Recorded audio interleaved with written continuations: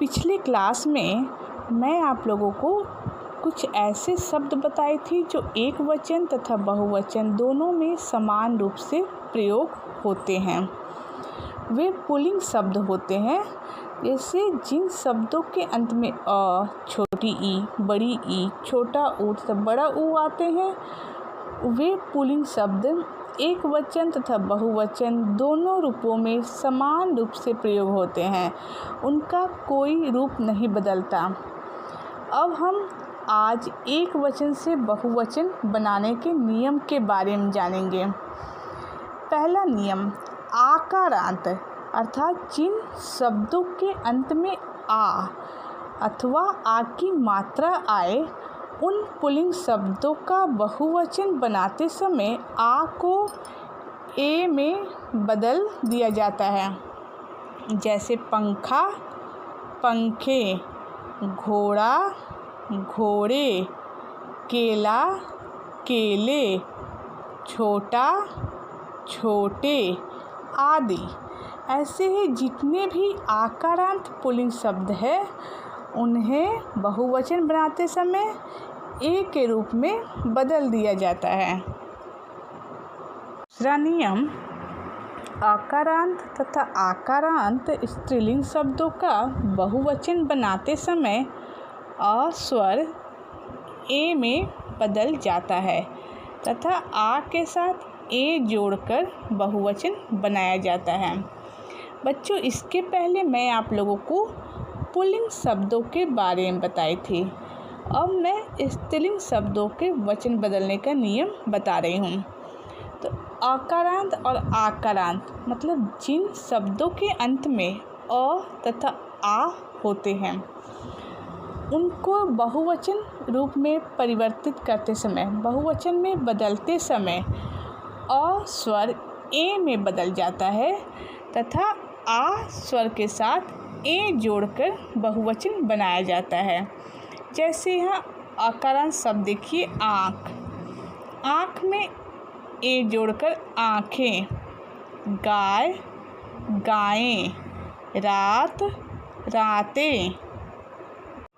आकारांत, यात्रा, यात्राएं, बालिका, यहाँ अंत में का की मात्रा आए हैं, इसलिए यहाँ बालिकाएं, ए जुड़ा है, हवा, हवाएं आदि। तीसरा नियम, ईकारांत तथा ईकारांत स्त्रीलिंग शब्दों का बहुवचन बनाते समय उन शब्दों के साथ या जोड़ा जाता है।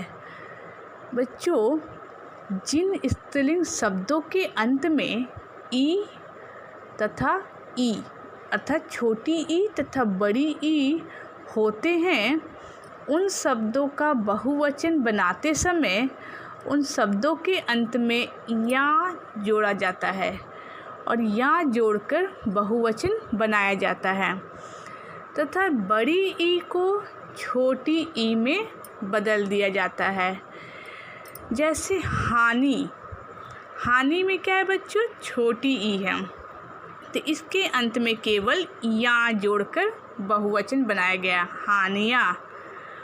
इसी प्रकार पंक्ति, पंक्तियाँ, नारी, नारियाँ, नदी, नदियाँ। नदी में क्या है बच्चों, बड़ी ई है और नारी में भी बड़ी ई है। बड़ी ई को छोटी ई में बदल दिया जाता है।